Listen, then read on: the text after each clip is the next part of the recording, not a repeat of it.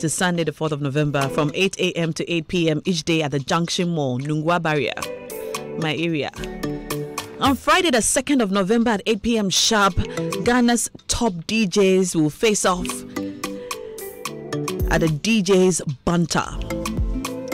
There's going to be so many performances. Lineup of all your favorite presenters on Joy Prime and Hits FM. Fashion meets music on Saturday, the 3rd of November, 7:30 p.m. sharp.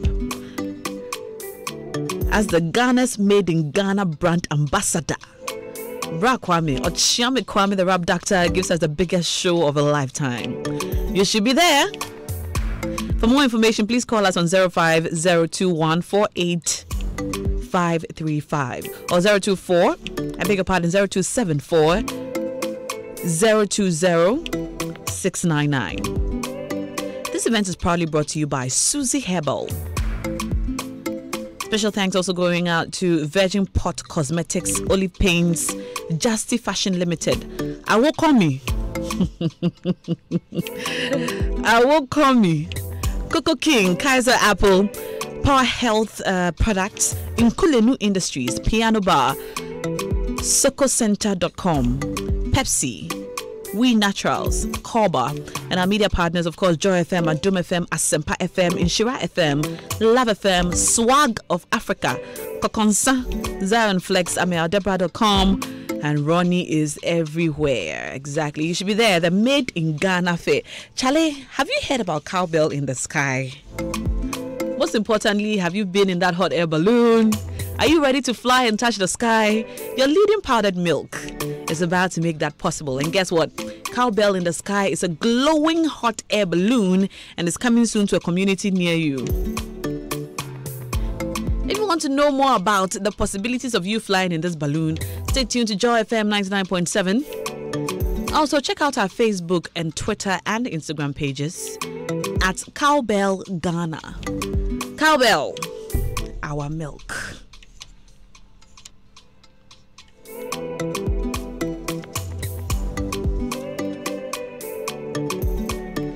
And yes, it's season 4 of the hottest DJ competition on Hits 103.9 FM. Do you have what it takes to be the next hottest DJ in Ghana? Well, come showcase your flair, your style and swag to be crowned the next hottest DJ. Come pick up a registration form for only 50 Ghana cedis at the front desk of Hits FM 103.9 Kokomlimling, or go to www.myjoyonline.com. Click on the hottest DJ banner. Follow the link to register and make payments via Momo to 024 343 0337 024 343 0337. Closing date for registration is the 6th of November. For further details and inquiries, give us a call on 054 010 6467. You could be the next Hits FM's hottest DJ. What are you waiting for? Special thanks to our sponsors, Western World Properties, Kaiser Apple Drink, Susie Herbal, Chris Coconut Milk, Everyday Pharmacy, Glorious Juice, Hit FM Hottest DJ, and Earthing Unique Talents.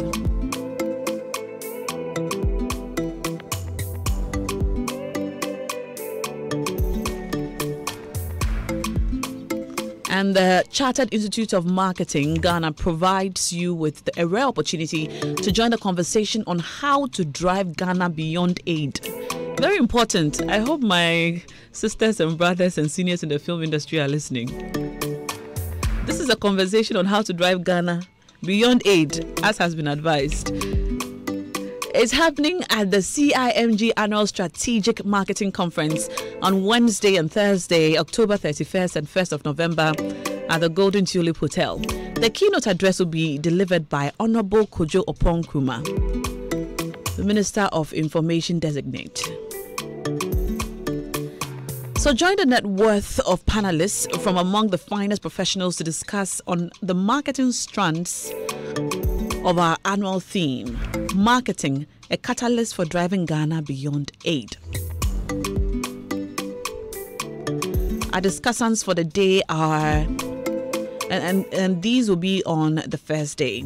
We have Mr. Philip Okulu. He's the country manager, IPSOS. Ipsos. Okay. He'll be speaking on the topic marketing research and insight. We also have Miss Nanaya Kisi. She's a marketing director, Unilever. She's going to be speaking on brand equity management. We also have Mr. Andrew Aka, the CEO of Dentu Aegis. He's going to be speaking on marketing communication. And on the second day, we're going to have Mr. Bright. Mr. Bright Lejepo, he's a CEO of Media Ghana, and he's going to be speaking on technology and digital marketing. Then we have Mr. Kwame Riafe, he's a general manager of Wilmar Ghana, and he's going to be speaking on logistics and channel management. And then we have Mrs. Margaret Teshimaika. She's the CEO and managing consultant of Nest of Ideas Consulting. And she's going to be speaking on Ghana Beyond Aid, getting it right with customer relationship management. You can give us a call on 0244 220 427 or 0244 405010 or 0208 177752 for bookings. I look forward to being there.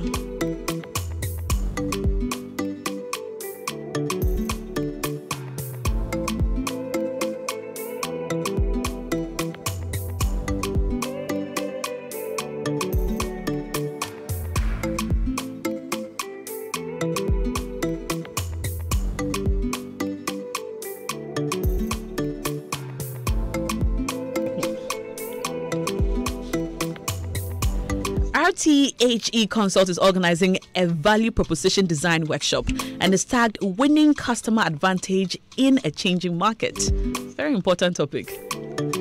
Your value proposition lets everyone know about the benefits that customers will get through your business. For many people, however, their value proposition has become stale, or they don't even have one at all. And after a while, their business starts to fail. This value proposition design workshop is about two things. 1, developing value proposition to win your customers. And 2, planning big goals for 2019 with a better value proposition. You can join the workshop on the 13th of November to learn about developing fresh and exciting value proposition to boost your business. Give us a call on 027 3188 533 to register.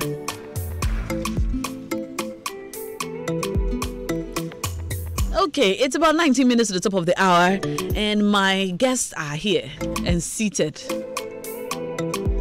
in all their glory. Charlie, guys, look up from your phones. Abba. See, you know there was a certain research by a certain someone who said that we are going to soon become zombies, technological zombies. And, you know, you're sitting with a fine girl and you're buried in your phone. Okay, people, I'm not talking about Miss Gio. I'm talking about myself. You guys are not available. Are you available? No, men are allowed to cheat, especially married men are allowed to cheat. Hey, you've been listening to Councillor Luchot. The man is speaking for himself. You've been listening to Councillor Luchot. No, he's speaking for himself. On that note, Mrs. Pelkwe, I greet you. How are you? George Kwe? Yes, darling. George Nyama Junior Atakwe Tarantula. Yes. How are you? Couldn't be better. I mean, yeah, we know the economy is still as it is, and so we're good. We give glory to God every day. I mean, there are many people that didn't wake up this morning. I was at a funeral earlier today, so it's pertinent that we continue to give glory and honor to the good Lord Almighty. Earlier today? Yeah. Wow. Yeah. Sorry for your loss. A friend's father. Oh. Yeah, it was a celebration of life. I mean, he's lived. It's good to look at it that way. Yeah, so it was more of a celebration of life. We pray we all get there. these days, with the kind of food we eat, the kind of lifestyles, sleeping late, waking up early, spending the rest of about half our lives in traffic, and the rest on the phone. You know, the rest of the phone. We do not exercise much. We do not interact much. We do not love much. We do not appreciate much. We do not forgive much. We do not. I mean, all of it. So what are we We'll doing? just die early. No. That's why we are dying early. That is why we need to do something about it. Why do you want to even keep long hair? Hey, where are you in a hurry to? But why do you also want to keep long hair? Where are you in a hurry? Maybe he's very accomplished. He's finished 60, everything he after wants 70, to do. you've seen it all. Well, after 70, it's okay. But after 60, no. At least let me cross the 70. Okay. Yeah. I want to I know it's more 200, but no feeling. jacket. No, that one you know they lie. Because if I see my old man at about 78 and the man still looks 55. You know? So You mean the original Tarantula? you can see him and fall in love with him. He's still a very handsome young man. Exactly. I see. I want to get out early though. You know? Yeah. Why? Initially, I wanted to go at 70. You know, but then because of social media, I'm asking God to add 5 years. Why? What do you want to do with on social media for the really 5 years? You know what I'm saying? I don't know what you're saying. 75 is early. Oh. Well, it is. Really? Yeah, because what's our life you. expectancy right now? 65. No, 70. Is But it? it's 3 scores and a 10, right? No, that is the Bible one. But the real one. The real one, I don't know the current expectancy rate. I mean, I'm With not too sure. I don't know. Economic situation, I think it's 42. With the current economic situation, I tell you. The whole country is depressed. Are you sure? I'm telling you. The whole country. I'm telling you. A friend of mine was saying earlier that I'm depressed, and I'm good. I'm happy we're discussing or we're about to discuss. Yeah, I am highly depressed. You don't look like someone that is At depressed. all. a friend of mine was telling me that in Ghana today, if you're a worker who saves in one bank or the other, rest assured your money is locked or part of your money is locked somewhere. Where? I don't know. Somewhere. Where? That's the nature of the country. If your money is not locked somewhere, it means when you're guy. Yes, I was speaking to an investment banker, Yeah. And I told him a friend of mine had some loose change that he says, look, tell him to keep it at home. Any bank you take Really? it. Yes. He said any bank, all these investors, go take it anywhere. They are going to use your money to pay someone else. So don't try it. Let the money stay at home. Yeah, that's Are you trying to say the banks are running Ponzi schemes? Isn't that the idea? That's what they say. That's what Bank of Ghana is doing. Oh no, I beg to differ. Okay. I beg to differ. Okay, moving on from this life There are some expectancy that are rate. doing quite well. I mean, we can't mention them to advertise them, but we know some banks are doing pretty well. Well, it's hard to say nowadays, How isn't come it? you have money there, you go for 500 CDs, you don't get it? Excuse If they are me, not running, excuse me, Bulldog. You know, I want to ask you a couple of questions because I've been reading about you a lot lately in the news. He's a big star. Yeah, I've been reading about you. You know, George Quay. We go way, not so way back, but sort of way back with Bulldog back at Charterhouse. You know, upstairs, going to him for artworks here and there, and then we heard that Charlie Bulldog is now an artist manager. He came out with 5-5. Charlie, Charterhouse wants to build 5-5 for an event. We have to go and consult Bulldog and negotiate. You know, where the CEO of a company negotiates with his staff, for that staff's other staff to come and perform on his show. That's Charlie, you're a big man. Yeah, but I've been reading about you and Iwan in the news nowadays. What's up? What's happening there? I don't know. I mean, I just woke up one Sunday, I think a week ago, and I got, messages on my phone. Go to Twitter and screenshots of him kissing me and all that. I don't know what that was, you know. But the Monday, I think he was here and said he felt I had crashed his career, you know, all that stuff. You know, and I told him, I got a call from your team. So I told him, listen, you're doing well. I didn't create you, as in, I'm not the one who breathes life in you. You know, I came at a point to lift or create a brand called Iwan. And you decided not to work with the brand Bull House again. So He walked away. yeah, he walked away. What happened? He felt he was cheated at the time, or he's being cheated at the time. Is that what happened? No, that- in hindsight? No. I mean, I'm sure he didn't understand the math, because there's calculations to everything, and we actually sat down, spoke to him about it, and put that same calculations in a contract. In the contract, he didn't sign for 2.5 years, but we still did the job. So if we wanted to cheat him, or we were all about the money, we wouldn't even start building the brand. Yes, but we allowed it. So when he was the brand that we were supposed to now make money off, it's like a cow. We fed the cow. You need to milk the cow. The cow. When was time to milk the cow decided to say, and they left. So now I don't know why. And it's been over 8 years. You guys were around at the time. Yeah. The cow is a Sokoto. Bimbila.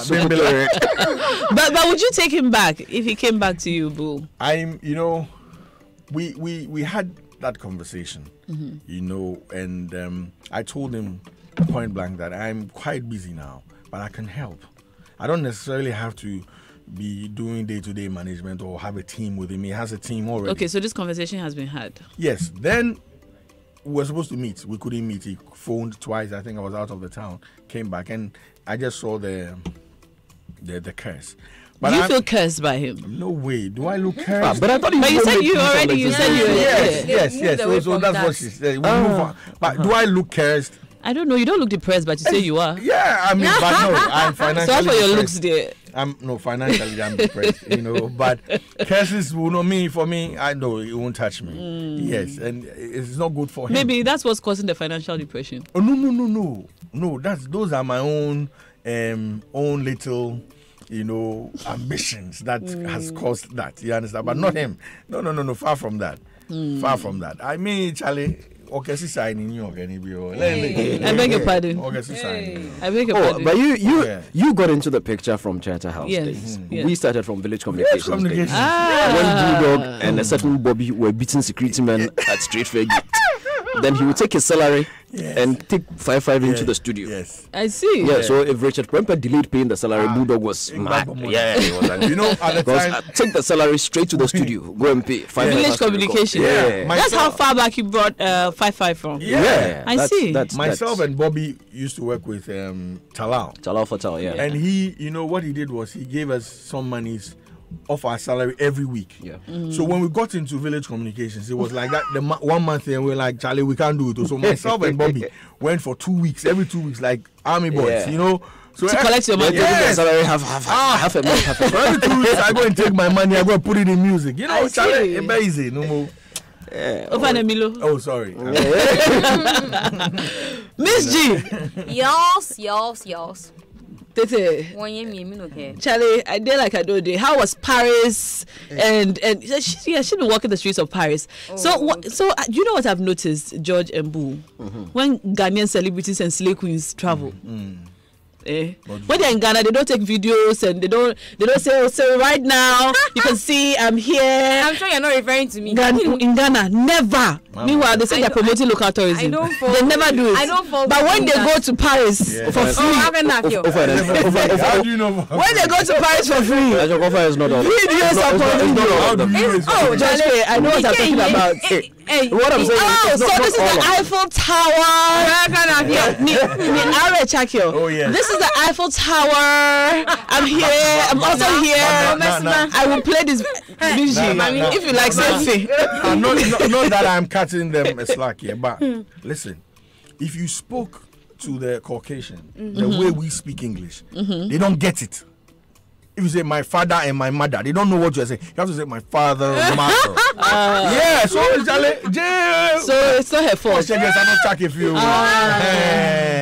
Charlie, I've watched those videos over and over. I can't get over it. I don't know, Eiffel Tower. Meanwhile, you are saying Eiffel Tower. Miss G, you're welcome back from Paris. Oh, you are referring to it. Hey. Your videos, I've looked at your page. I've actually scanned and scrolled. And I realized the only time you make videos of yourself is when you're outside Ghana. That's not true. You don't make videos It's not- on the streets of Jamestown. You should or take me Accra. there. I will. Anywhere in Accra. I have. So I saw your Too many Eiffel Tower times. video. That's what caught my attention. It's been trending on Ah, Instagram. that's what you said. That's what caught your attention. Yes. The one I see that multimedia corner and put join 99.7 location. No. Now it That doesn't one, catch your I- attention. that- You that are one- the reason. That why one the is Netflix live. It's live get them videos. now. It goes away. But this one was featured on your page. Please, It's permanently please. there. Yeah, welcome back. Thank you. And you and Adam, we're very happy to see the work you were doing out there with chocolate. Chocolate, Yes. yeah. So He made us congratulations. proud. Thanks We're to very the proud of African you. Fashion Fund, Joy 99.7. We are grateful for the opportunity So you actually went out for free. to work. I'm asking. You didn't hear all that I said. To work. Not mine now. If it's for free, you won't have to bring anything. But before I even got that, the Glanu was fighting me because he didn't get He started. wanted to go to Paris. I don't know for him, but he was fighting me. Oh, in fact, the la, what should I say? The la was the link to Paris. I have to give him that credit. So he wanted to go. No, he didn't want to go. As far as I'm concerned, he didn't say he Or he wanted didn't get to a go. visa. Oh, I'm no, about no, to no, let- no. There- Hey, this is- but wait, Della has a passport now. oh, Okay, so a lot has happened in all of your lives. We're expecting Sadiq Abubakar to join us shortly. But today on the show, we're going to be talking about the sad news we had about Double HP. Earlier this week on Wednesday, I think we all woke up to the sad news of his alleged suicide and the fact that he had told family and friends time and time again that he was losing it. He said that he had strong feelings of hopelessness and he felt like his life was spiraling out of control and that he was deeply depressed. And then days later, he was found dead in his home in Johannesburg. His death has whipped up a conversation in a lot of circles, especially in showbiz circles, about the lives of famous people, celebrities, the people we love and adore, the people who make us smile, make us feel loved, motivate us, talk us out of our troubles. The lives that they live when we don't see them, when they're in their homes, when they are not on TV or on radio, how they feel, whether they are loved, whether they are experiencing feelings of hopelessness, like Double HP said, and how this feeling of depression can be overwhelming for them because mostly they don't even have anyone to talk to. Do we have that? Or is it something that we should talk about at all in Ghana? Because out there, when you read the stories and you listen to interviews, you hear a lot of them talk about it. In fact, a lot of celebrities have spoken about their depression. Some of them who you'd even be shocked to learn about that from. And it just goes to let us know that, you know what, depression doesn't show on the face, or depression, you don't wear it around like a badge. It's a feeling inside the heart. In fact, I heard Ellen DeGeneres once talk about her depression and I was shocked. It's like, Ellen DeGeneres? I mean, Ellen is the one who makes everybody laugh. I make a date every day at 4 p.m. to watch her show on YouTube. And she's everybody's sweetheart. But, well, Jim Carrey and other people, Now, but some people have said that, see, we don't have that problem in Ghana. It's a white man's problem. Depression is a white man's problem. I mean, in Ghana, you have friends. Like, because of our family system and all of that, we hardly experience this. But is that really the case? I'd like us to talk about it. You can reach us on WhatsApp on 0244 340 437. 0244 340 437. That's our WhatsApp number. WhatsApp us and join in the conversation. George Kwe, Bulldog, Miss G are here, and Sadiq will join us soon. George, Yes, what do you darling. make, first of all, of this story when you heard it? Sad. I mean, very, very sad. But I quickly looked into Ghana and I realized that, look, it's not new. If you'd remember, some time back, a man jumped off the 9th floor of the Trust Towers. He wasn't a celebrity, he wasn't popular. To date, I don't think anybody even knows why that man jumped and died. But if we come into our Akan drama space, recently our own James Kuntu Blankson from Cape Coast, the Yes. theatre group from Cape Coast, he also committed suicide, and I hear he was highly depressed. We remember, I think there was another musician who committed suicide, Tommy Redu, was it Tommy Redu who committed Yeah. suicide and hung himself? I'm sure we probably didn't investigate deep enough to find out exactly why. But I find it laughable when people say it is a white man's problem. Because even when you look at some of our movies and you listen to some of our songs, like there's this Ghana song, Kafudo mini fiobuyafu, Cheboko me no keunya babwade.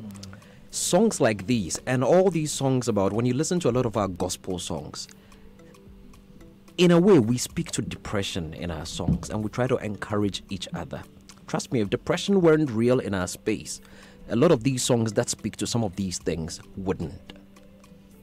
They wouldn't. It is so real and pervasive in our space. Recently, we had Papi Kojo did express how I got to him.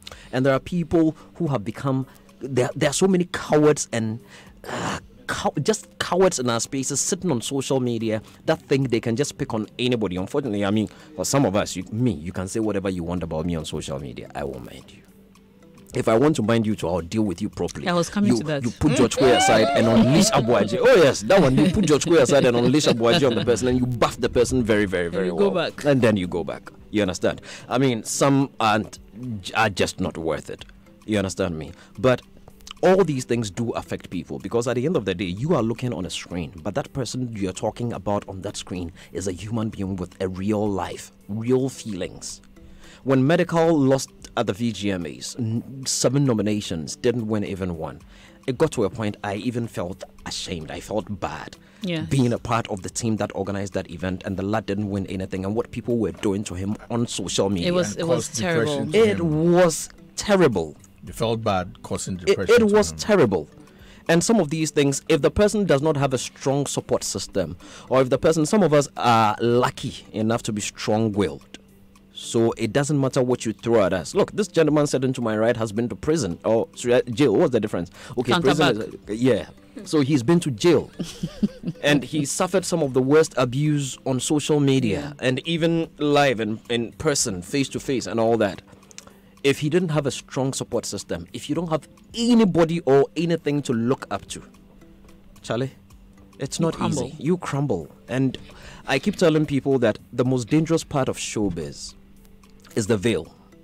You know, when you're in the limelight, you're wearing a veil. People do not know who the real you is. That is why we call Arnold Schwarzenegger Commando and call Sylvester Stallone Rambo and call people all manner of names. Ata Mensah, people probably don't even know his full name. Titi, people probably don't even know his real name and all those things. Because behind that veil, there is a real person. You have people around you in the limelight. Hey, blah, blah, blah, bulldog, hey, this. But when you get home, you turn off the light and you lock your door, look around and realize you're alone. That is when you ask yourself that, really, is it all worth it? And a lot of these celebrities go through. You mentioned Johnny Depp. You mentioned Ellen DeGeneres' only mistake she made in 1998 was when she came out openly to say that I am gay. Yeah. That was the only mistake she made. Yeah. She was kicked off her show. Her show went off. She lost almost all sponsorship and support deals. Everything. She was nobody. Money was not coming in again just because she declared. Tiger Woods. He's just come out of the woods. Yeah. So really, it is real, and we would be fools if we would sit in this country and think that, a white man's problem. If it wasn't, go listen to almost all our songs, from high life to hip life to gospel especially. Our gospel musicians are always crying in their songs. It is because depression is real. Bulldog. Hi. You have mentioned depression about 3 times already, financial depression. Yes. But when George was talking, he spoke about your encounter with the system, the prison system. I haven't heard you openly talk about it before. Do you care to share? Was it a depressing time for you? I'll say yes and no. You know, because there were times that I felt depressed, and there were other times that I felt elated based on what I was thinking. It started on a Thursday morning. I had a job to do with Shatta Wale, so we came to Joy News. I think we came to Joy FM or Hits FM. Then we crossed over to Joy News. You know, so we were there when these 3 gentlemen approached me and said, "You're needed at the police headquarters." I said, "For what?" He said, "To assist in investigations." I said, "Okay, cool. I'm doing some job. Let me finish." So they kept hounding me. "Oh no, we have to go. We have to go." So we finished. I made sure I finished what I was doing with Shatta. walked him to the car park. Then he got into his car and I told him I was going to the police station, that we'll talk later. So I drove these gentlemen to the police station. And when we're leaving the premises of Joy FM, I asked them if I was under arrest. Because when they say they want to talk about Fennec and blah, blah, blah, I want to know, am I under arrest? And they said, no, you're going to assist with investigations. So I said, let's go. We got there. I sat there from 11 in the morning to like 3 p.m. actually. Then they assembled a team of top CID, whoever, their bosses, and took me into an office. Started an interrogation from 4, I would say 3:30 to like 5:30. They said I needed to pen down a statement. So I need to go to the charge office and do that. Between 6 and 7 or 7:30, I'd finished because, as you're putting down the statement, it's different from when you're speaking. They want you to write everything, so it's kind of tedious. So I did like 4 pages of statement. When I was done, they said they were keeping me for the night. And I'm like, whoa. I asked your gentlemen when we're coming here, and that's why I didn't call nobody. I didn't need to call a lawyer or anything because I knew what you guys were talking about was alien to me. I don't even know about it. And now I've given you a vivid description of my relationship with the gentleman. So why are you keeping me here? They said, oh, no, there's some excuse. They can't allow me to go and that they need more. Now that night, they put handcuffs on my hands, and they put me in the back of their 4x4 and they drove me. The initial thoughts were, the Forte Cam go in Sawam because then the guy was late. We can't go there now. Let's put him somewhere. Then the next day, So we went to Cantonment Police Station. When we got there, they said the cell was full and that they can't accommodate me, And then the driver said, Charlie, what do we do? Let me go Nima where, And they were contemplating. Then the CID in charge went to see the station master and said, yo, it's evening. We're all tired. So you put him here. Tomorrow, personally, I'll come for him, so we'll take him to wherever. And that's when, for me, depression really started or set in. Because I didn't understand what was going on. I didn't understand the magnitude of the problem I'd gotten myself into. Did they allow you to make any calls? No, not that night. But when I was there, I think around 5, Step, came by. I have a gentleman I work with called Salty. He also came by because then I needed to pick my daughter from school. But I was there writing my statement, so I couldn't have gone. So I called the gentleman around that time to come and get the car and go and pick my daughter. I told him not to tell my wife because I didn't want, the thing going all over the place. I didn't want her worried and everything, that I'll be fine. Now, before I finished my statement, Socrates called me and said he'd heard that, I've been arrested. I'm like, oh, no, because I didn't want to alarm nobody.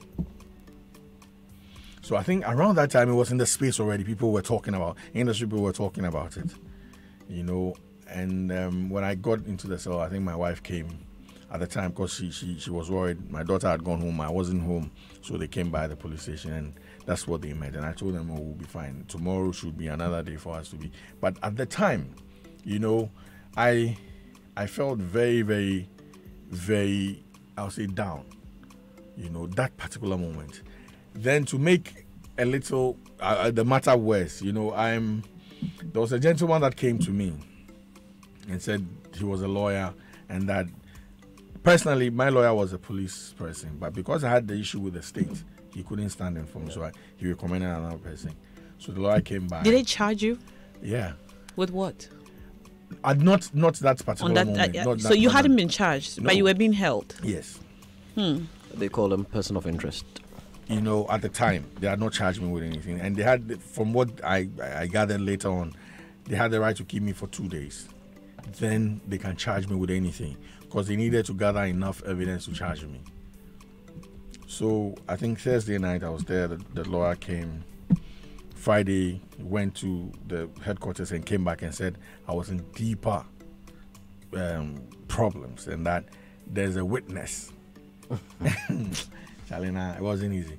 And for me, when he came saying that was when I said, for me, that's when the depression actually left me.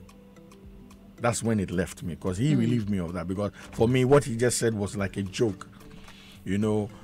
And if you say you have evidence or you had a witness who said they saw me committing that murder, it will be fantastic to do some cross-examination, you know. Yeah. So for me, that was when I got relieved. That was the next day. I knew this whole issue was a joke, you know. But Friday came. I was there the whole time, and now the thing had spread. Everybody knew Bulldog was, you know, behind bars, and people started coming to look at me, you know. Others would come, start crying, you know, all that kind of stuff. Now, personally, in my head, I knew this was a phase and it will pass. But when people come, you know, everybody comes, and the way they see me is different from the way they've seen me. Were you wearing your clothes? You take off your clothes. So obviously I was in a singlet and a boxer shorts. You're not allowed any other thing in there. So they allowed my singlet and my boxer shorts. Everything else was out of the cell, you know. So when people came, depending on who it is and how they know me, their reaction is different, you know. There are a few times, somebody like Okweku Mate came there. When he got there, he started laughing because he met me laughing. He was like, you stupid. We're all worried about you and you're here chilling, you know. Someone like Shatta came there, he broke down, he was crying like a baby, you know, and he made me go back into that that's that depressed state, you know. So it depends on who comes in at the time. But no cry. No. Oh, look at it. You know, he was also there as well, and Itego, you know, a lot of these, everybody was very, very supportive. Josh at the Quay time. is famous for getting people out of counterback. I wasn't at counterback, so he couldn't have gotten me out. No, the Bulldogs matter was beyond me. Yes. We tried. We made the call, but it was beyond me. You know, everybody did well. For me, my worry and what really got me into that dark state was, you know, at the time I wasn't seeing my daughter. My daughter is she was my everything. She was 2 at the time, or was it 2? No, I think she was around 4. Because then Inshira had come. That's my boy. It was just 1 at the time, and my wife wanted to bring my daughter to the place, and I told her no. I didn't want her to see her father like that, you know, and that would have messed me up. Would have broken you. Yeah, maybe I would have committed suicide if she saw me in that state. You know what I'm saying? Yeah, because she and there's my kids are what I hold on to up until now. He said something. I go through a lot. I'm telling you, I go through a lot. When I walked in here, I was speaking with my wife and I was looking at my baby, and those are things that keep me going all the time. Nothing else, because I go through a lot. If I tell you what I go through on a daily basis, yeah. We are not talking about your money. Yeah. Oh, but that and other things. You understand what I'm saying? Yeah? And other things. You know, because we are somehow in the spotlight, you get people saying all sorts of things. If I go to Facebook now and write "God is good," somebody will come and write "murderer." Yeah. You understand? And it was up until this year, early this year, in February, when we signed Shatta. On that day, we signed Shatta. That was when the court threw the matter out. I'm still seeking legal advice whether I can take the state on. You understand? And I'm in that process, speaking to people, because I lost a lot. And I've lost a lot. I'm hoping, and I know it's not like I'm hoping. I know God will reward me at the right time, but I lost a lot. What did you lose? I mean, I run on my reputation. Anything is based on my reputation. So if you ruin that reputation that brings me my livelihood, you know, then I rather be dead. You understand? Just imagine you have what Joy FM is known for. What are you known for? You understand? So when that reputation is tarnished, it's so difficult to repair it. So difficult, because I'm a passionate person. I speak the way I speak. I'm into whatever I do. Once in a while, people will be like, because I have friends that say I should pick my words carefully. You know, I like using terms like killer and stuff like that. So people will be like, Charlie, don't be using the word killer. You know, you have some... So you keep getting that all the time. But I've told them that, listen, for me, I care less about what has gone down the drain. I need to move forward. Do you actually care less, or you have to present it that way so people can move on too? No. I have to be able to care less. If not, I'll be dead before double HP. I don't know what he dealt with. You know, I can't... Everybody and theirs, and everybody and their willpower on how to handle issues. You understand? But maybe I can sit in maybe ignorantly say my issue was bigger than his, because I had the biggest crime on earth on my head. Yeah. You understand? First degree felony. Exactly. Do you up till now know who reported you to the police? Yes, I do. Who?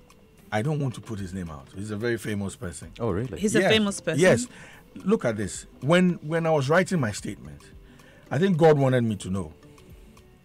So when I was writing my statement, you know, when you go to the charge office, they have this their fan, the ceiling fan. So it was blowing, and the person had come to write his statement against me.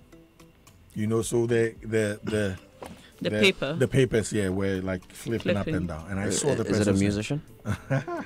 Oh, just to go there. Oh no, they're not a musician. You know, I'm asking down. because Yeah. I'm asking because you know this is a very big thing that happened to you, and I've never heard you talk about it, even though I have talked about it many times, and I'm sure many people have. The questions are many. Yeah. In fact, even when the case got thrown out of court, the suspicions were many. Exactly. Even about how it got thrown out of Exactly. court. When people, like you said, you can write praise the Lord, and someone will still come and hit at you with what happened in the past, and for you to, up till now, not have mentioned this person, it raises eyebrows. You know, it makes people wonder why. I mean, why are you being protective of this person? Okay, so this is how I look at it. You know, I'm at a good place now. You know, and for me, I don't want to see somebody in a bad place because I've been there. Is the person threatening you? Are you afraid of them? No way. No way. But if I put the person's name out, then everybody will start looking at the person in some light. And for me, my conscience won't set me right. Because you don't think they are bad? No, it's not like I don't think they're bad. Whatever they did, you know, how do we classify bad? Whatever they did against me at the time was bad. So I hold it against them. Do they know that you know? They know. Maybe they don't know I know. They don't. Maybe they don't know because we've never had that Do you know why conversation. it's difficult for me to, you know, accept this? Probably it's because of the reputation we know. I mean, we know you, Bulldog. Like, you are not afraid of anybody. Or that's the perception that we have about you. You're not afraid of anybody. You say things as they are. I mean, you call out the president of Ghana on social media in a video which is permanently on the internet. Yeah. So if you can't talk about somebody who has done you this evil, this is something you're probably going to live with the rest of your life. Your children are probably going to read about it online when they grow up.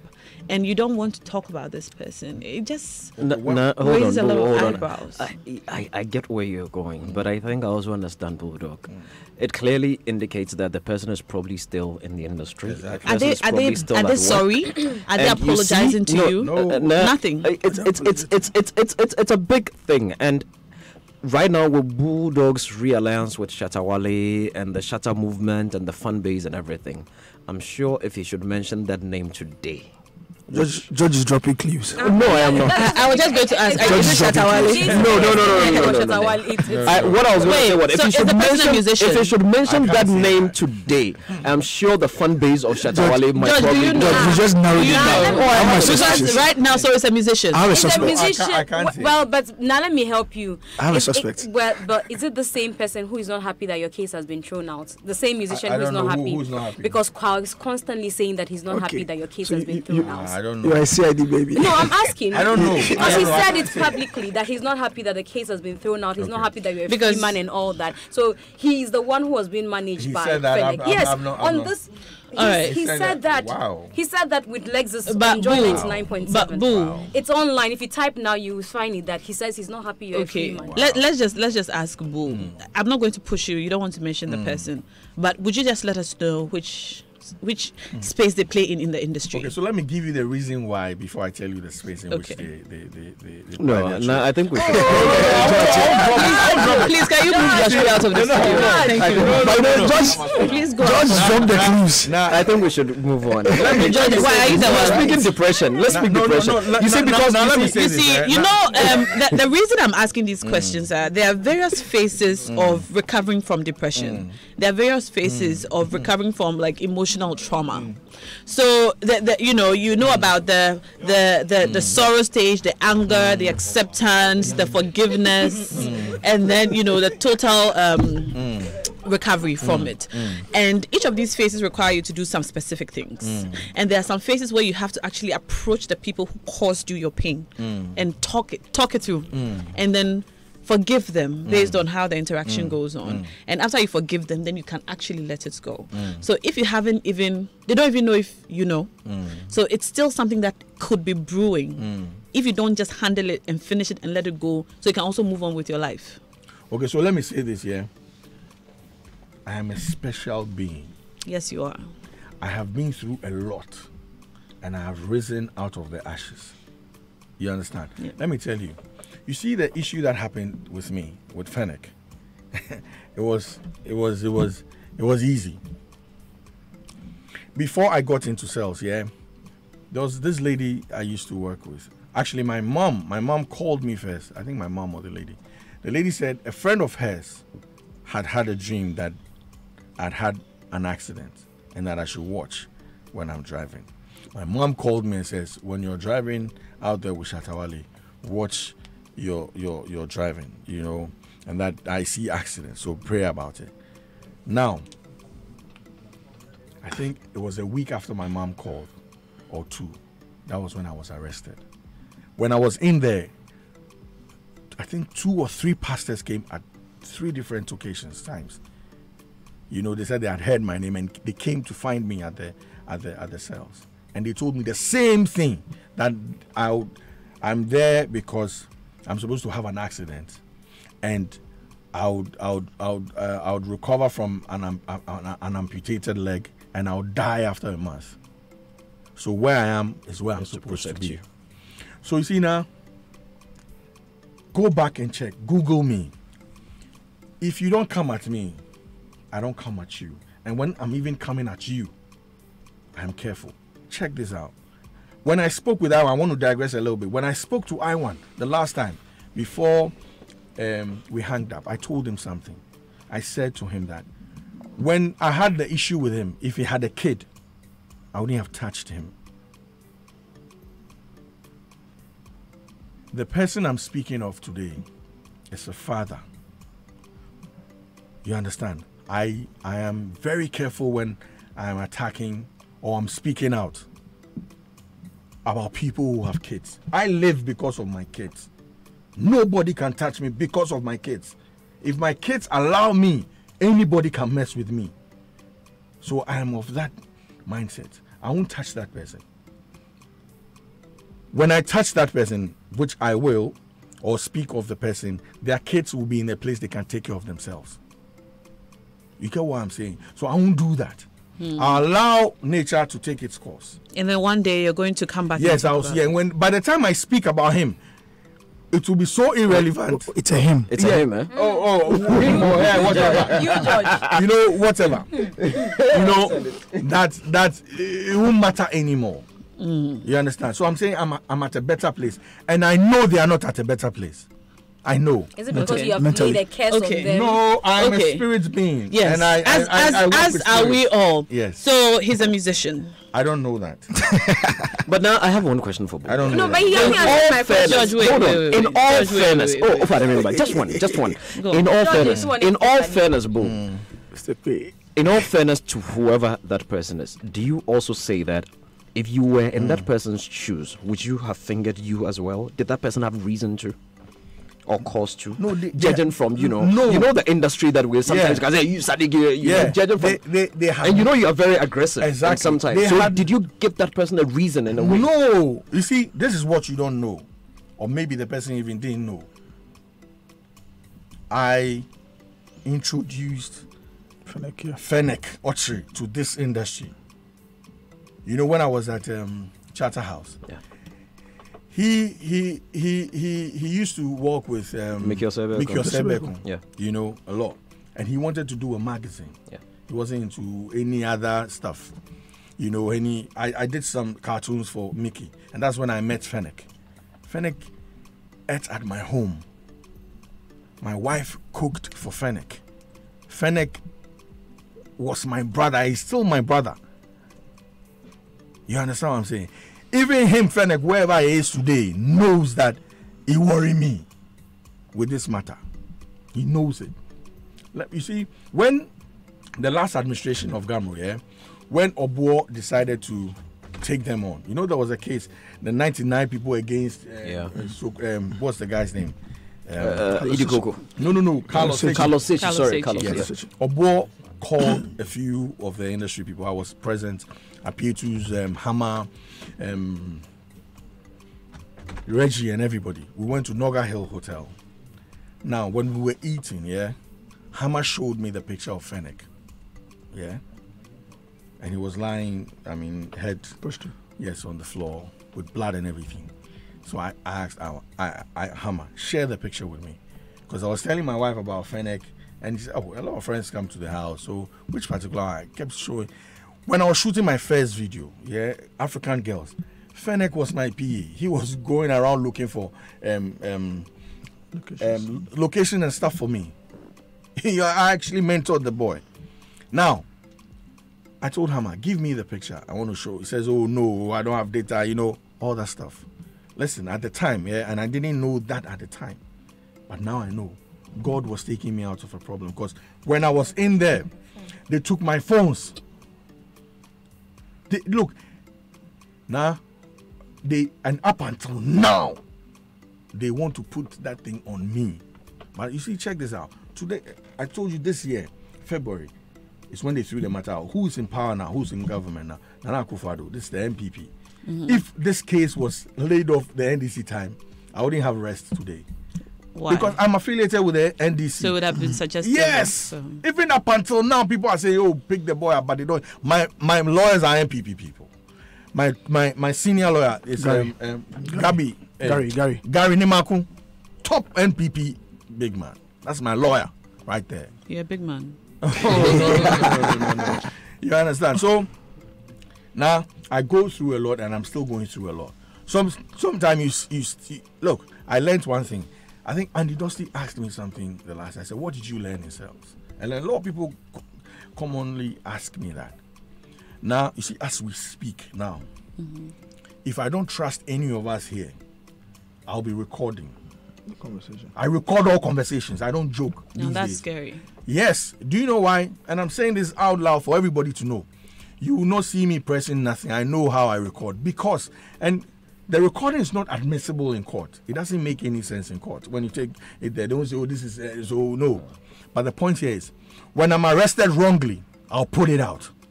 So I put my matter in the public space, public court, so they judge it.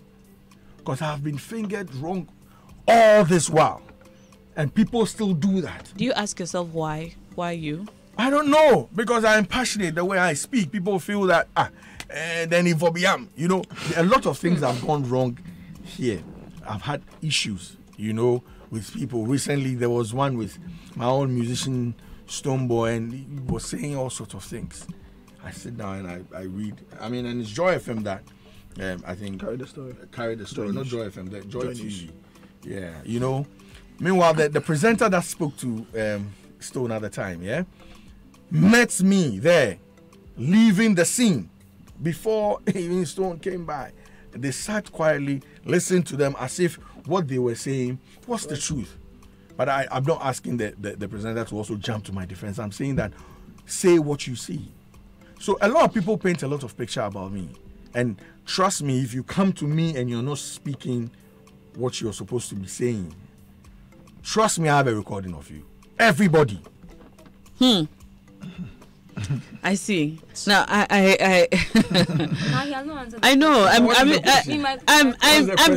am convinced that, I mean, from some of the utterances you have made, that this person who did this to you, this very despicable, this person who brought all of this pain onto you and your family, your business, your pocket, your reputation and everything, is a male musician?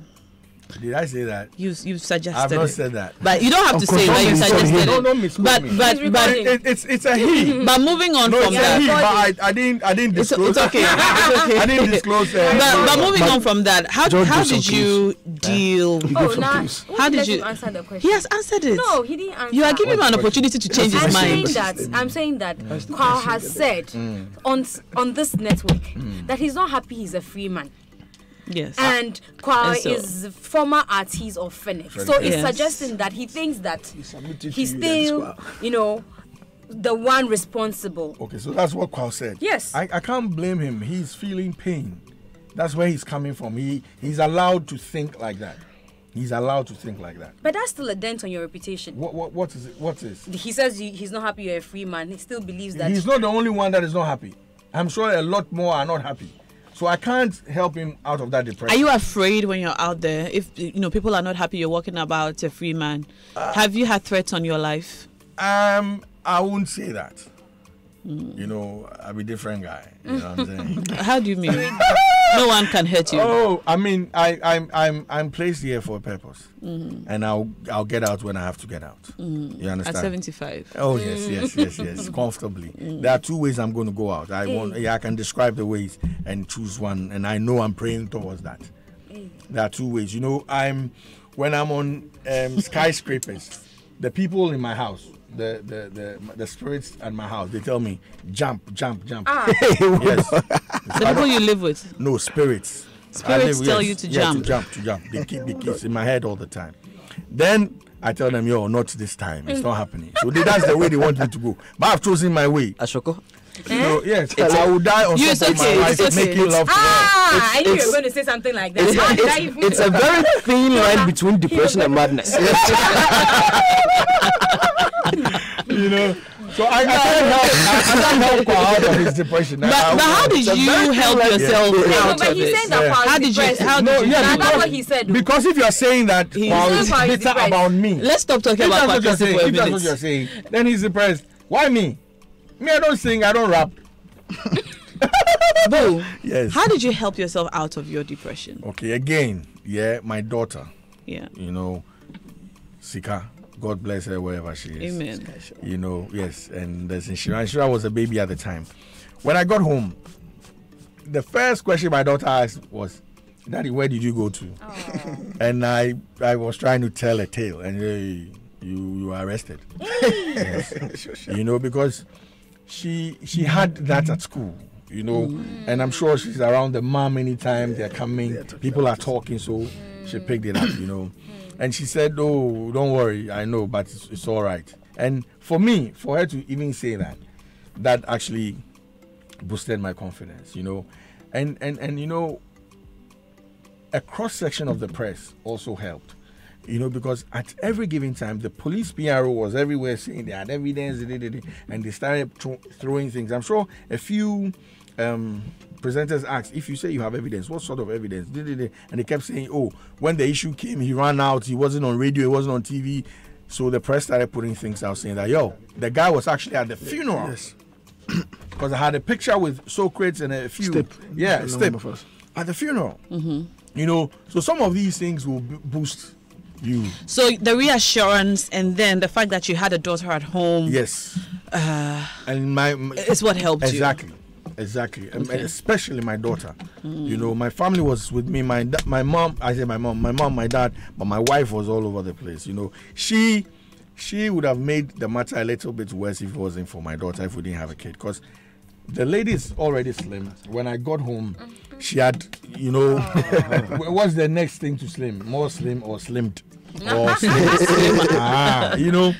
So, but my daughter... You didn't pick the signs. Just as God kept you behind bars to prevent that accident, maybe God wanted your wife to become a model.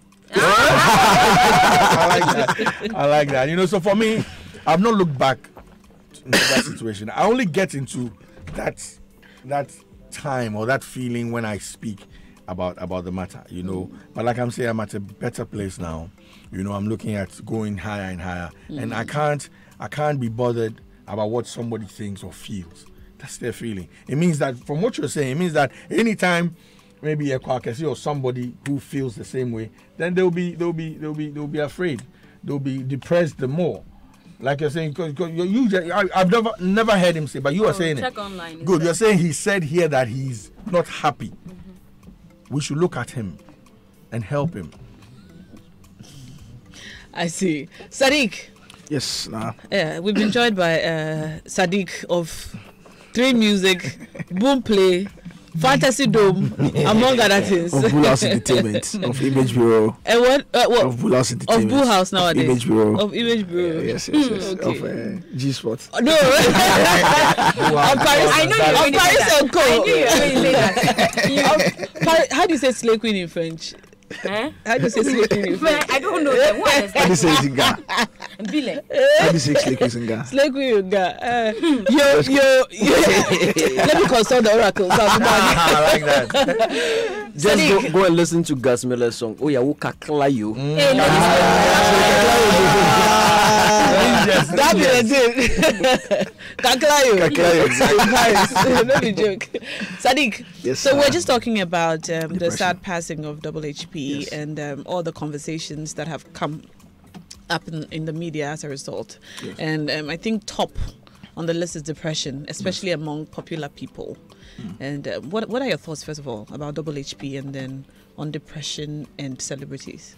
Yes, for me, I think that, all that has been said so far, by George and Bulldog and everybody in the media regarding it confirms my thinking about it. Starting out in the industry, I had a chance of working with somebody who had manic depression. And so from a very close... What depression? Manic depression. What is that? It's one of the severest forms of depression. I see. You know, it's very, very severe.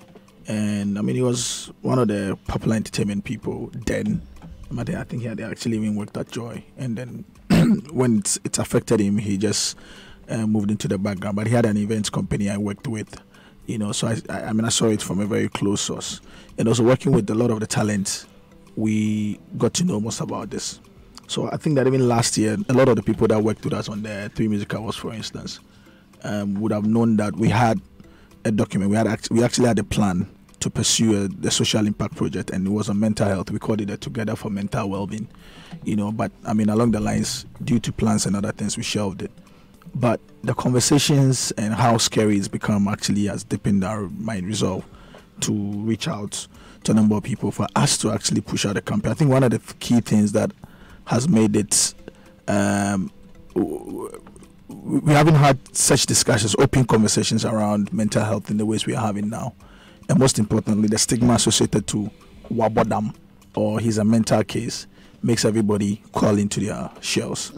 I think that's gotten to the point where we need to have a lot more of these conversations, most importantly in these spaces, the art spaces, because people in the arts have a certain level of influence. People in the arts are opinion leaders, they're social commentators. So I think that it's good that we're having this conversation. We perhaps need to take it to a different level where we probably turn it into a very organized communication or narrative that would really help.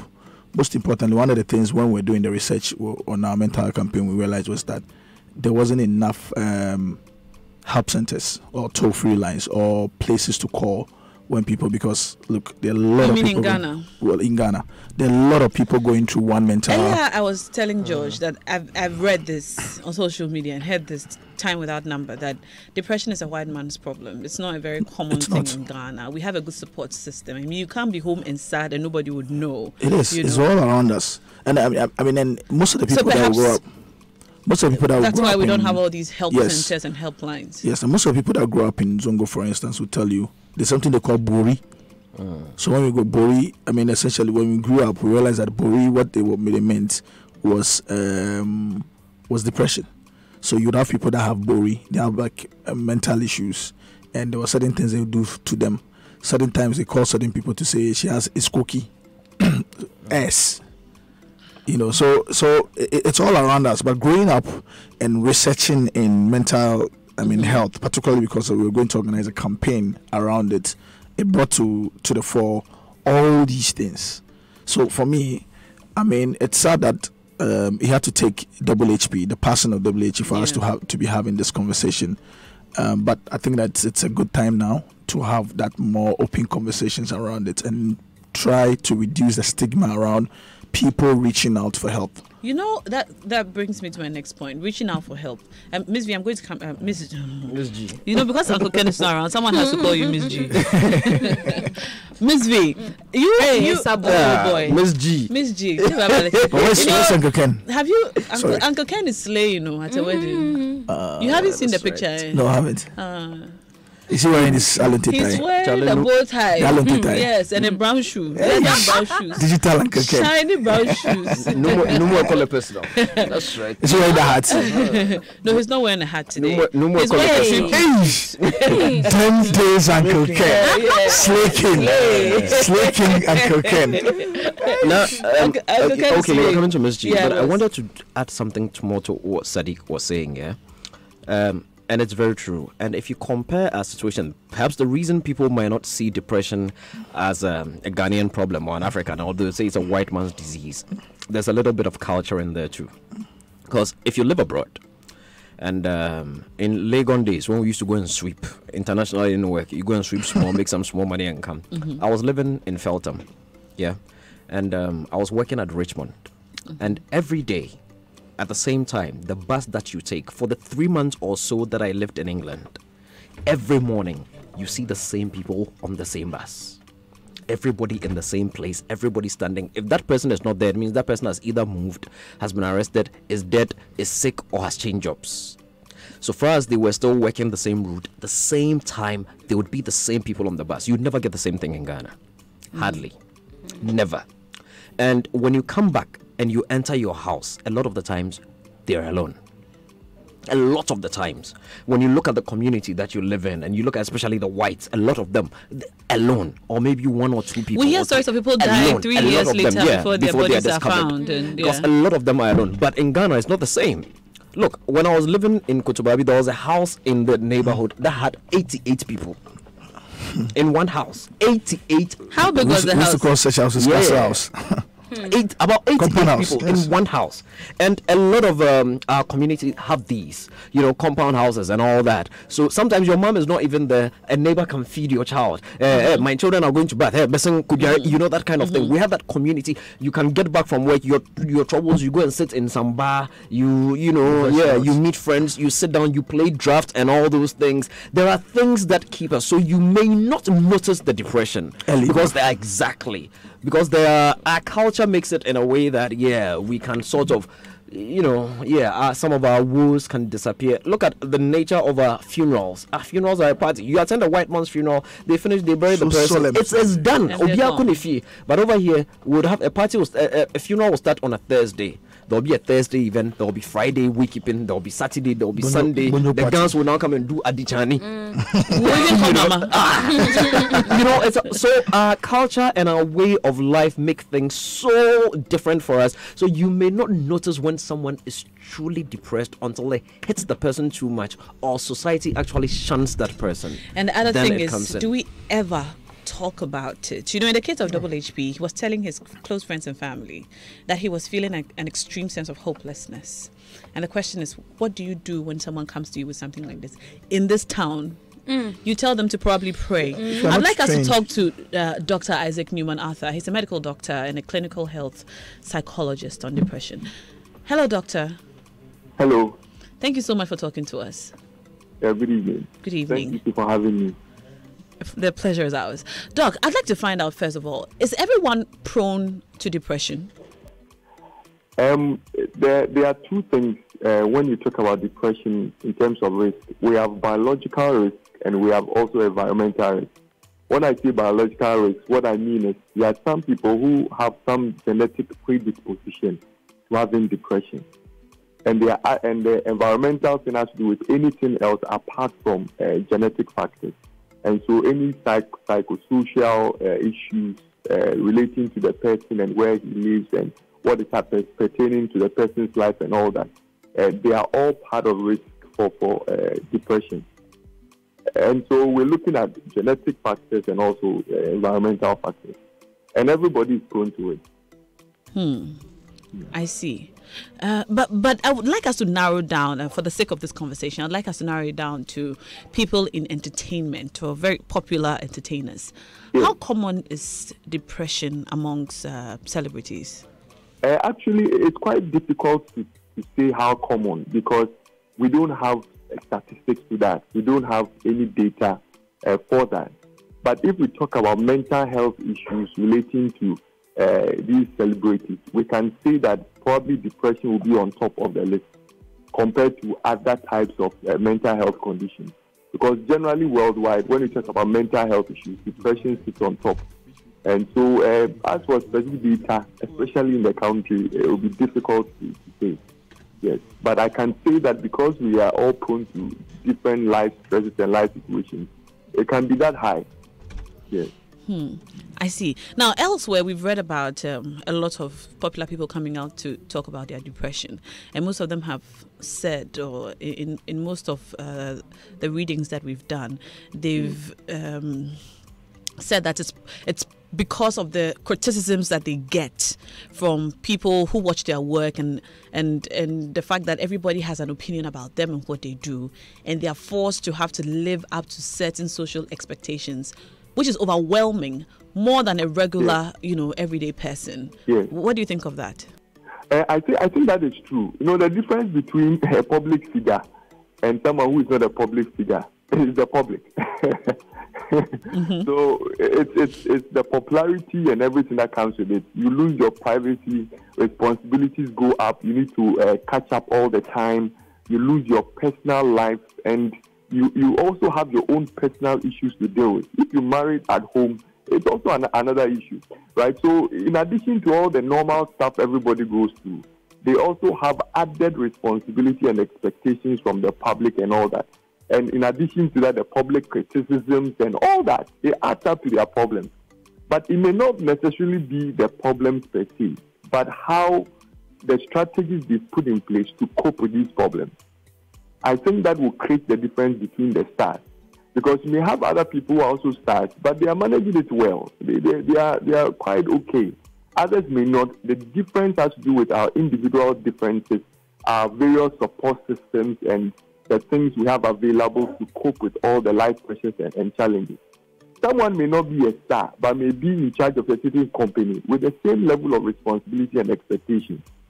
But they may be able to handle it because they've also developed certain ways to cope with the challenges. So the challenges in itself may not be the issue, but what are they doing to cope with the problems they are going through? Yeah. Does talking about your feelings or depression help deal with it? You said that. Does talking about it help deal with it? Talking about it. Yeah. So, for example, if I feel deeply troubled or if I begin to feel hopeless, does talking to someone help me deal with it? Or yeah. I think generally talking helps deal with your emotions, but talking to the right people would help better. So if you're going through depression is not really sadness, but they feel sad, they have hopelessness, they are still worthlessness, they may entertain some suicidal thoughts, their sleep may be impaired, withdrawn from social activity and all that. Talking to a professional is better than talking to someone who can't do anything about it. But generally, if you have some emotional problems and are going through problems, when you talk to people who can encourage you and be there for you, it's better than keeping quiet over it. But it is always better if you talk to a professional about it, because talking to someone who knows something about it and the person is able to help you out is better than just talking about it. Right? So people should be able to talk to professionals about it. And they know how to help them cope and develop certain strategies here and there. And even for depression, it is not just the talking, but sometimes you may have to add certain medications that would help out. Because depression, there are physical changes in the brain, there are chemical changes in the brain, and you may need medications to be able to maintain that balance. And some psychotherapeutic methods here and the therapists to be able to help you deal with it. Talking alone may not sort everything out, but talking about it has some positive effects on depression. Yeah. finally, Doc, I want to find out from you, if someone were to come to me, for example, to tell me that they were depressed, or they feel like they're getting depressed, how do I, a regular person, handle it? What do I say to them to make them feel better beyond asking them to talk to a professional? Yeah, I think that generally the individual should have a certain positive attitude towards every life situation, right? The individual going through that depression should have a certain positive attitude towards life and have certain coping strategies, for example, exercises, relaxation, and those things, they help deal with depression. But if they speak to someone like you, you would have to also help them develop that positive attitude towards life. And whatever the challenges are, you should be able to help them handle and manage it rather than making it worse. So you wouldn't have to add on to the problems, right? But generally, when people have a certain positive attitude towards life and they embrace life, in a very simple way. There are some stars who are very simple. They don't really complicate issues here and there. They don't magnify or catastrophize issues. They have a nice way of coping with it. So the people around them should provide the needed support. Shouldn't add on to the public bashing and all that. But no matter the situation, they should be there for them. They should give them a shoulder to lean on. And if it's difficult, they should just refer to a professional to be able to help. But most of the time, you need a professional help. It is not like simple headache you can just take paracetamol over the counter and you'll be fine. But it is a problem that requires a certain professional help. And so someone who is not a professional may not be able to help out too well. Yes. Okay. All right, and that is how I want us to see it. Okay. Just like someone has hypertension or diabetes or things like that, we can teach them to do some things at home, but they need a professional to be able to handle it. And that is the... Yes. All right, Doc. Thank you so much for sharing. We You're appreciate welcome. your time. So you've heard it from the doctor. Depression is not a joke matter, and it's a case that requires professional help. And I think that's one thing that we probably don't pay enough attention to in Ghana. We try to talk to our pastors mostly. We try to talk to older people, and I'm sure it helps. It all does help. Yeah, it all does help. And sometimes we don't even know if what we are experiencing is depression or just sadness. No, that's what I was or going you're to just say. broke. Because every time I'm broke, I feel like I'm depressed. I don't know. Or we just use the word loosely. Yes, I think so, because I don't know how people are able to tell that they are depressed, because I hear, like the doctor was saying, it's a clinical thing. So I know that every once in a while, or people get moody, they get sad for various reasons, like you're saying, when you're even broke. when you are growing fat. Exactly. You feel your dress doesn't fit, and then and you're extremely worried. At that point, last week Philip had 4 packs. Oh, really? Today the packs are reduced to 2, and he's been acting depressed all over the place.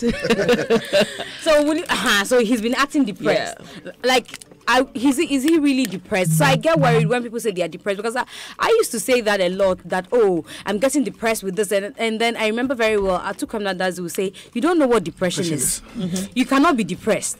You might be terribly sad, but you're not depressed, because it's a clinical situation. And that's why when somebody like Papi Kojo came out to say he was depressed and gave reasons and what he was doing to manage a situation, I could believe that, well, this is not just sadness. It is becoming some situation that might be clinical, because if you say you had to smoke and drink to curb and to reduce it, that's a serious. But not when you are sad that things are not working a certain way, like Bulldog is saying his money is somewhere, he's broke, depression. And he's laughing here, he says he's depressed.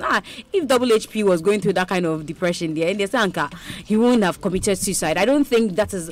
It gets to a point, I think that sometimes you're relying that, especially for those who are in the public space, you're thinking that certain things has to happen in a certain way and follow a certain format, and they don't happen that way. And because people are waiting to see it happen that way for you, they begin to mock you. Maybe that is when you can say it's getting into you, and it's causing you. I was just asking, money somewhere. How that you get depressed? And especially Double HP. Look, clearly we can state that what maybe I want put out last Sunday could be some case of depression.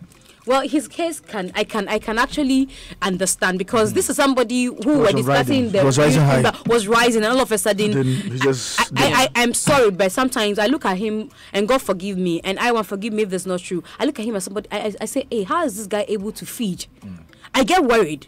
I said, how is he able to feed? Because especially when you tasted, limelight, and all of a sudden it's like everybody has forgotten you, and you see people who just started yesterday making waves, gaining names, making money, buying themselves stuff, and you cannot even get out and put yourself in their level or show up where they are. Like, and if you know his story well, so as for him, for instance, I can agree that he's still depressed, and that is why he would, come at Bulldog, because Bulldog says he's a very big talent, a prolific dancehall artist, and all of a sudden there's nothing in his pocket to show. I didn't say that one. No, of course. If there's something in his pocket to show, sorry, and I'm saying that sorry to I1 if he feels offended by what I'm saying, but I sit from where I sit. That's what it looks like. There's nothing in his pocket to show for. Okay, let's drop the pocket. No. Let's say it was like, if there's any help somebody can give him. If there's any help someone can give him before he gets I've told worse. People I am broke, and you should contribute for me. You are not broke. This is what you are not broke. Double HP kept saying to his friends. So we should contribute. We should launch a fund for you, guys. So back to what you just said. Yeah. Double HP talked about his situation. Yes. We don't know if he got help, but after his death, the people closer to him have said that he said, I'm feeling a strong, deep feeling of hopelessness. My life is spiraling out of control. And, well, eventually he allegedly took his life. When people talk about depression around us in our space, do we even listen to them?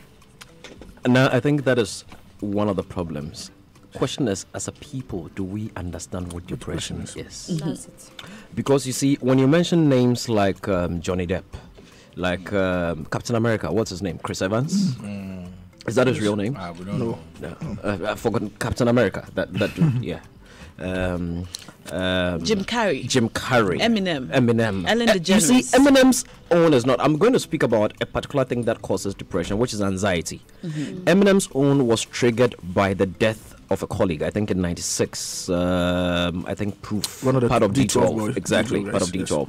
I think that was what caused triggered Eminem's depression, because they were very close, But these others that I've mentioned, and Ellen DeGeneres too, could actually identify exactly what caused it. It was when she announced in '98 that she was gay, and then people came at her. She lost everything. So Eminem's close friend was called Proof. Yeah, Proof. Proof. Yeah, exactly. So I mean, for all these others, it is anxiety when you speak to them. So Johnny Depp actually has doctors and staff on his sets every time, from Pirates of the Caribbean to almost all the other movies that he's been in. They are there so that when the anxiety is triggered, they will be there. They'll talk to him. You understand? Let me give you a particular character. If you watch Suits, Louis Litt, one of the lawyers, he has that kind of anxiety. So he sees a shrink every now and then. The character. I'm just letting you have an idea of what anxiety looks like. Slightest thing. They are always anxious. It's coming. It will get to me. Slightest thing. Even if you yell at them, it can trigger it. And people in Ghana face a lot of that. In Ghana, this is a country where we grew up. You are playing in the sun. They've yelled at you already. I was about to go there. Listen, me, I grew up with a mom. A mom that will beat you mercilessly. So in a way, strengthens you. Yes, it never makes sense to me. What does Don't cry. When they're beating you, yes, it didn't make sense. Okay, so that's where it starts. Order. Exactly. You see, my mom. You should pray. My mom is beating you in an open space where gigging choke. Someone can report. All those things aren't around. She would have been jailed. Because and I understood. I don't know, but it was for me. Some of us are blessed. I understood where she was coming from. You are just broken off, or I was born out of I came out of a broken home. Yeah. So you understood your mom where she was coming from. Anytime she was on your dad's case, and you two, you did the stemmer. So all the time, some problem there for him. You know, so anytime my mom raises her hand, everybody bows down. Because you don't know where the next thing is going to land. The hand is going to land. And it starts from there. When kids are playing, and we are like, oh, sit down, stop jumping around. Why are we saying all these things? We don't have money because we're paying the fees. Yeah, we don't want you running around to go and break your neck. What back time mobile hospital? Problem is, yeah. More Bessie, my son, Insha, sit down and said, Dad, no. I said, you hurt yourself. I won't hurt myself. I want to play. They are challenging you, so you allow them to live. You know, so especially most of this thing comes from our parents. It starts from their childhood, and you're timid. You're not able to speak out. People keep teasing you. You can't speak English. You don't look good. All that stuff gets into people. But you see, I keep telling people that we are all equal. And when I walk into a room full of high, whatever you want to term as high, there's one thing in my head. I know that thing. You know, eh?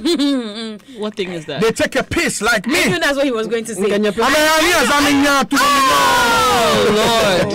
Okay, can we please have this conversation with some decorum? Now you should have me to tell you what I would When you start thinking that the president of Ghana goes to the toilet, you'll be comfortable. No, listen, I'm telling you. You'll be comfortable. You have to repeat it. If you understand that the Queen of England, it's okay. It's okay. You feel comfortable.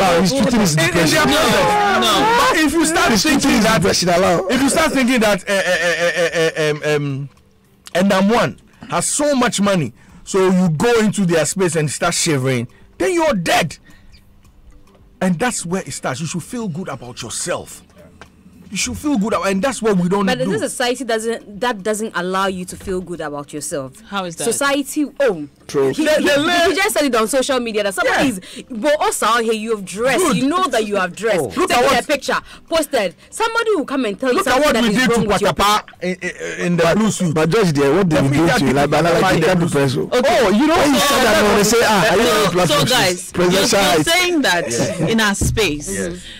We might suffer depression because of how critical people are of us. Yes. That's if you allow yourself to get depressed. Especially when you said initially that you need to have people around. I think it was the doctor that was saying it is important. It's support system. Because while somebody tells you on your social media that you don't look good, and you grew up in a home where constantly your mom sings it in your brain that you are the cutest thing or the most beautiful girl on earth. Because you have been told that several times, that one comment, 2, 3, 4 that tells you on your social, it doesn't mean anything to you because the people who matter to you have told you what is important to you. And you know that this is a faceless person. You don't even know the person. The person, until you have that at the back of your mind. But if you come from a home where even in your home they tell you that. Are we overly reliant on other people for validation? Yes. Hold on. Beyond validation, there's another important aspect that we forget: employers. You see, our employers, a lot of them.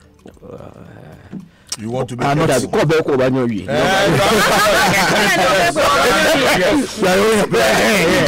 You see, a lot of our employers forget that at the end of the day, you're human. Yes. A lot of the employers believe strongly that, look, I am paying you and you must be here to do this and that. But when you're working with people, especially in the creative space, look, some people get their inspiration when they are naked in their bedrooms. Yeah, don't expect them to be seated at your desk 24 hours a day or 5 to 9. And then you want them to deliver. Maybe you expect the person to draw something for you. You expect the person to write a copy for you. You expect the person to, write a script or something for you. Writer's block. For some of them, they get their inspiration when they are seated at the beach, or they get their inspiration when they are sitting at Tawala, not doing but inhaling it on people's behalf. That is when the inspiration will come, especially since we all can't travel to Canada. Inhaling such a instance. And if employers would understand that sometimes a little freedom in the system, sometimes things like allowing your staff to take certain holidays or even facilitating holidays, sometimes motivating and encouraging them, sometimes saying, oh, Nashoko, for doing so well or winning this award, you have a 1 week all expense paid trip to don't go far, Nigeria. In this economic time, it doesn't matter. That's why I said don't go far, Nigeria. I thought you said so. Somewhere in Ghana here is Even Ghana to Lumun or something. Thank you. Somewhere. A lot of our employers don't even get that, and I like it. A lot of these multinationals organize some things they call away day, but a lot of these in fact, sole proprietorships work with a lot of even the multinational companies. Most of the expatriates from August till about end of September, October, they are off. That's their vacation. And vacations are important because stress on the mind, work stress and everything. And I think depression. it is about, if we are speaking about depression, Charlie, all these things come to count. And plus, HR managers need to make it an integral part of the company's policy. That look, there is this rest period. It is compulsory. People must not be encouraged to sell their leaves to companies. People must be encouraged to take their leaves. The white men are always going on holidays. Even they are still dying of depression. Then what about us who are working 24/7? Charlie, some people feel that depression is a money problem, eh? It could. I'm sure if you go into double HP situation, I'm sure that he said he wasn't getting recognition, and I'm sure that his was part of spotlight, recognition, not the money. No, I'm sure it would have been part of it because if you have money, there's a way you can buy spotlights. Exactly. People if you have money, you buy spotlights. Not in certain environments. What are you saying? No, in all environments. The kind of environment. See, money, Let's talk one at a time. Is the root of all good. One at a Oh time. no, it's the lack of it that is the Miss root of G. evil. Did I say evil? I No, said but good, yes. Boo! Allow Miss G to land. I'm telling you, so I'm sure that as for money, everybody can say they are depressed because they don't have money. That one, if you don't have anything to eat, you're so miserable. Yeah, so that's why when I use I1 as if an you have example, I had say money let's do before. something about the Why are you situation. on Not I1's because case? of double HP situation and because of what he did, the tweets and all that. I sit there and I look at it and I'm worried. Seriously, because I've had a conversation with you and I1 before, if you remember. Yes. I am really worried about What have you done I1. about it, love? Oh, what did we do? Where's Philip? When the interview was going on, ask Philip Dela, were they instigating things? You think that the settlement here was just... ask Philip and Dela, were they instigating things? Because God I will bless felt, you guys. and when he was done, I walked outside to go and speak to him. Because I am worried. We don't want to hear a situation like that, this guy openly showed how, worried and how vulnerable he's become, and everybody kept quiet. And that's why I think that, again, let's make an appeal to Bulldog to do something about the situation, because now I won't be happy. And I think I'll get tormented for the rest of my life if anything ill happens to that young man. Because he's shown us signs that, look, now I am getting, I don't know if it's depression, but he's shown us signs that, look, I've become very vulnerable to the extent that I can tweet and attack. When he's asked, he's not being able to address the issue. You don't listen to him. I don't know. He's not being able to speak his mind, the way he puts on, then he's I'm sorry I did that. But he needs help. And that is what we should pay attention to. Was it a call for attention?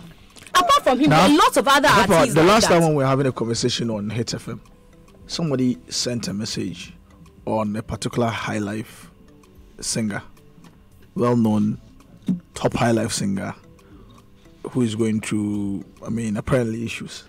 And then the person asked the industry, particularly because Ashes was in the studio and it's closer to him. I can imagine who that person for him is. to check in on the guy, or for those of us out in the studio. Actually, the person sent the message on Kobna. I knew he was the one. Yeah, he said that we should check. He said we should check in on Kobna because he the person doesn't think that he's in a good place, so we should check in on him at least to be sure that he's fine or he's okay, because he feared at the time that he may be in a depressive situation, So it's not only I1. I can understand that there are a lot of other people or people in the arts or popular people that may be going through that, So I think for me it's good that we're having this conversation. Getting ridiculed, they won't come out to say it and say I'm depressed. The stigma is a very big part of it. Let me come in. What Sadiq is saying is very important. I do not know about Kobna. I know him to be a very strong young man. I would be surprised if he's going through anything of the sort, but it's worth looking Depression into. does not know But strength. what I can say for sure is that if you've been in the limelight and people have hailed you, followed you, worshipped you, loved you, and all that, and it appears that all of us, you are nothing. You are not even, when they are mentioning, they don't even mention you to pass through some party just to make an appearance. It is difficult. That is one major. It is tormenting for a lot of artists. Fortunately, Ashoko, some of us have been blessed. George, some of us have been blessed. Okay, George, let me just chip in this. Now, I think we are not encouraging people that if you fail, it's all right. We should tell them that. No, yes, Babu, no, I'm coming. We should tell people that if it's all right. If you're not beautiful, it is all right. You see, once we start hailing our deformities, we'll be fine. Because you see, it is a place. Listen, it's a place. It's a dark place that sends us into that depressive whatever. And if we are not able to say, because when I sit here and I say, okay, I can tell you, I'm only worth 100 cedis. I don't care if somebody starts tweeting that, Bulldog need 100. I don't Are you mind. sure you don't care? No, I don't. Because he has that mental strength. It's because of your mate. And not everybody will be able to. Guys, let Boo land. Let Boo land. You stole my point. So I should have landed. Let him land. Boo. I'll get. You see, so once we start understanding that we're human and that the life that we lead, is more of a roller coaster. It goes up and it comes down. It's not like a flat line. If you live a flat line, that means you're dead. So until we get out of life, it will always go up and down. Bulldog. You see, I think you didn't get what I said in the mission. I said when, like, for instance, the cases that I'm not sure they saw this coming. So they didn't prepare. I'm not sure somebody like Kobna thought that in 2018 he won't be among the artists who are called on a daily. So I'm not sure I1 thought that after giving us all those tunes back in the day, at this point he will be in this state. So I'm saying that when they are there, I'm not saying they shouldn't see, but when they are there, is the problem. It's a society. Okay, I need you to talk one at a time so we can understand what you're saying. Is the problem. We live in a society that doesn't give you the space to, feel like I have gone down. Like how we do to the old artists. Ebehu. This guy didn't live his life well. That's why he's suffering. But you see, and so because the name calling, the stigmatization and all that, make these guys not ready to tell us the truth. Okay. I'm sure that if you call all these artists, I asked earlier if the one of our problems was that most of our celebrities live for validation from the society. Yes. So if X is not doing as well as he is or he used to do, in the music space, then and people start saying, okay, this person is not doing so well, etc. And then they get depressed. Even if they have money in the bank and they're okay, they are probably running some businesses and, they have money. For example, George hasn't done a film in a long time, but he's very financially sound. Exactly. Okay? He doesn't depend on his fame. Even though his money is also stuck somewhere, like all of us. So now it comes back to the point. So I come out and say, I'm feeling this and that. What I need you to tell me is that it is okay. But when you start saying that, don't worry, we'll put you up there again, we'll get people to help you, and it doesn't happen, you're making my matter worse. I'm saying that, listen, Miss G, you cannot tell me that to come down 10 years ago, this is the way you were looking. You're growing. You understand? Yeah. I mean, look, obviously, you can't say that when you give birth to a daughter and she's 16 or 18 and you're 40-something, you start hating on your daughter that she's pretty young and beautiful. Okay. So I'm saying when we're in that state. Before you come in, Sadiq, Israeli wants to make a submission. So let's hear from him and then we'll continue. Hello. He was depressed by the men's. Hi, Israel. Okay, so just a quick intervention. I thought, the program is such the issue of discussing really relevant. And I thought I'd make this quick intervention. I think right now, the stars who are shining, the Sarkodie's, the Shatawales, and the rest, one of the things they should be asking themselves right now, or preparing for, is that there's going to come a time in their lives when they're not going to be hailed as they are now. They're not going to have all the people around them as they are now. they may have some money, but they won't have the recognition forever. And it happens to all the stars. And I'm thinking that it will be important that they begin to ask themselves, what will I do when it gets to a time like that? And start preparing for those days. Otherwise, we're going to be having similar conversations with stars like the Sarkodie, the Shatawale, the Stone Boys, maybe 10, 20 years from now. And so I think that's something that we should discuss. Then another thing, I'm thinking also that there are several of these stars, people we've known in the past who were in the limelight and who were making a lot of money and who were being talked about, that are not being talked about in these times. It would be good for, Miss G and some of, a show like Rhythms A to Z to try and look for such people. Because like Miss G and everybody else is sharing, these people would not want to come out to come and talk about their situations. But if we can find them out and speak with them and find out where they are and what's happening to them, I'm thinking that we could make some headway and try and help them in a way. So it's just that's just a quick intervention I want to make. Okay. Thank you so much for the intervention, Israel. So you're saying basically that you want to talk to him. Okay. George is trying to say he was depressed. Yeah. Charlie, Well, yeah, me. there are rumors in town that you were a little depressed after the Men's Gold London documentary when people were telling you. It's just a rumor. I knew you were just up to no good. Oh, it's just rumor. Let the man speak to us how he felt when people were coming at him. Did you get depressed? George Quay, no, I didn't. Yes, I think in my case, I believe I'm one of those guys who's not so out there. I'm not crazy about fame, and I don't let fame get to me. I'm a really down-to-earth person, and so whether there's fame or not, or whether people are talking about me or not, it doesn't really get to me. And I also think because I'm cool like that, when these things happen, I got a lot of insults on Facebook and Twitter and the rest, but I just told myself the insults they can't do anything to me. Do you get it? And I think people who are in the limelight should also see things that way, that people can insult you as much as they can, but they see yourselves as a more powerful person and they being weaker people, because what they're doing is they're hiding behind social media, the anonymity of social media, to say mean things to you, when really, when they look at you in the face, they can't say those things. So I think that's the way people, celebrities, and people take shots at some of these celebrities a lot of the time, when really, you shouldn't let these things get to you. They won't stick. The insults, they can't do anything to you. So no, George, I met you not too long after that. Did I look depressed to you? Forget about George Quay. I'm not even going to activate his mic. But have you ever experienced depression?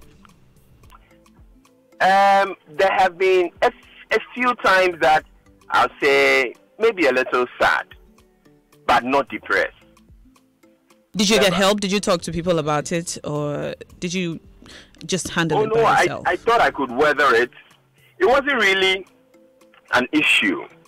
I wouldn't say it was a really bad issue. So it was something I could deal with. Maybe, you're sad for a few hours. That's it. But not sad like going into a day or maybe 2 days or something.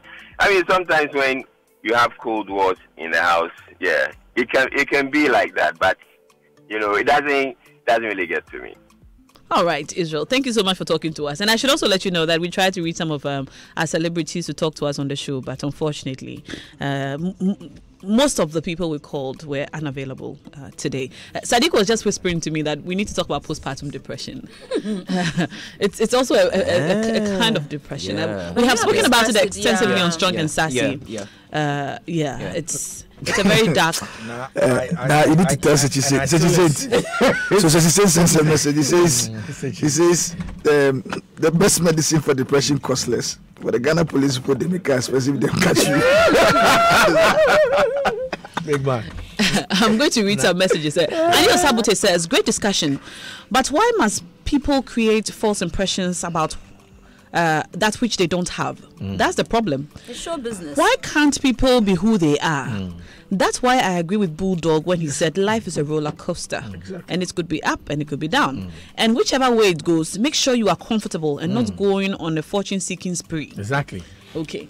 I'll read some more messages. This one is from Senam. I hope the people are hearing this because they tell us all the time that this thing is make believe, it's show business. You need to show, and you show. And I've seen people who say fake it till you make it, because they say when you fake it, people will think that you've got the dress clout the way you want to be addressed. Exactly. People will think that you've got the clout, so they now begin to give you business and all that. I mean, hear me, and I know people here in this space, big names that are suffering today based on that.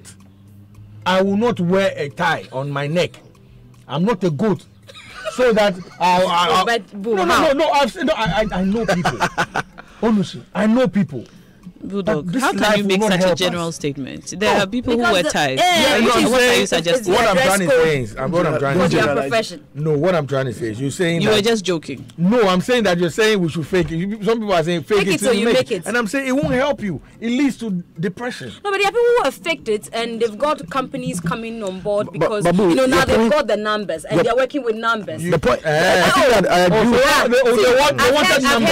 I agree with you on the point that you made. Let me just make my point. I've heard even artists say, begin to say on radio that you charge this amount, blah, blah, blah. So that when companies are coming to you, they have an idea that, hey, as for Nashoko, she says she charges this. So if you want to work with Nashoko, you come with that. And they might have not even received half of that amount they are flaunting on air or on social media. But they are faking it. And anybody who is coming to associate with them will begin to think that is the deal. When I started out, as an artist manager, I knew... Underground artist manager. Yes. I knew some of these things, and I knew it would come back to bite the artist. So if you go back and check my videos, 5 I put them in the